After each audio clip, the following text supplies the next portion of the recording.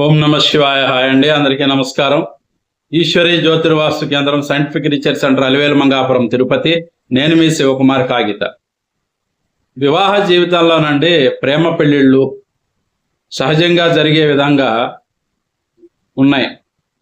కానీ ప్రేమ పెళ్ళిళ్ళు జాతక నుంచి 5వ స్థానంలో రాహు ఉన్న ప్రేమ పెళ్ళి అవుతుంది, గురువు ఉన్న, చంద్రుడున్న ప్రేమ పెళ్ళి అవుతుంది. కానీ ఈ ప్రేమ పెళ్ళి నిలుస్తుందా లేదా అనే విషయం చెప్పాలి అని అంటే,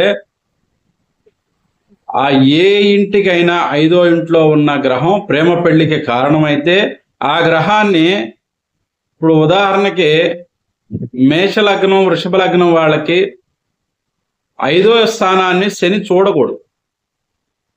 అది చూస్తే ప్రేమ విఫలం అవుతుంది, పెళ్లి ఫెయిల్ అవుతుంది. అట్లాగే మిథున కన్య లగ్నాల వాళ్ళకి గురువు చూడకూడదు. 5వ స్థానాన్ని గురువు చూస్తే ఆ ప్రేమ పెళ్లి విఫలం అయ్యే ఛాన్స్ ఉంటుంది. ఇది 7వ స్థానాన్ని చూసినా కూడా అదే జరుగుతుంది. అట్లాగే కర్కాటక కుంభ లగ్నాల వాళ్ళకి 5వ స్థానాన్ని శుక్రుడు చూడరాదు.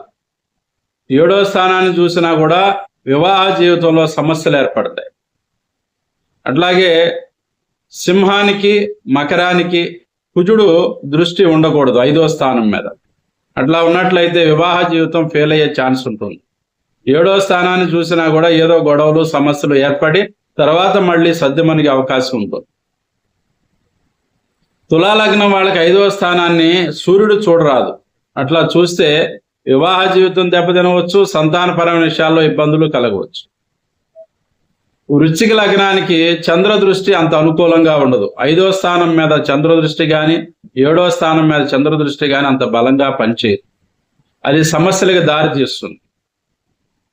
అట్లాగే ధనస్సు, మీన లగ్నాల వాళ్ళకి 5వ స్థానాన్ని బుధుడు చూడరాదు, 7వ స్థానంలో బుధుడు ఉండరాదు.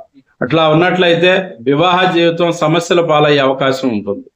ఆ సమస్యలు పోవడానికి అన్నిటికీ కూడా ఒక చక్కటి పరిష్కార మార్గం ఏదన్నా ఉంది అని అంటే, కళ్యాణ వెంకటేశ్వర స్వామి వివాహం సంబంధించిన పుస్తకం ఉంటుంది. ఆ కళ్యాణం చదివినట్లయితే ఆ దోషాలు తొలగిపోతాయి. Thank you. Please subscribe. నమస్కారం.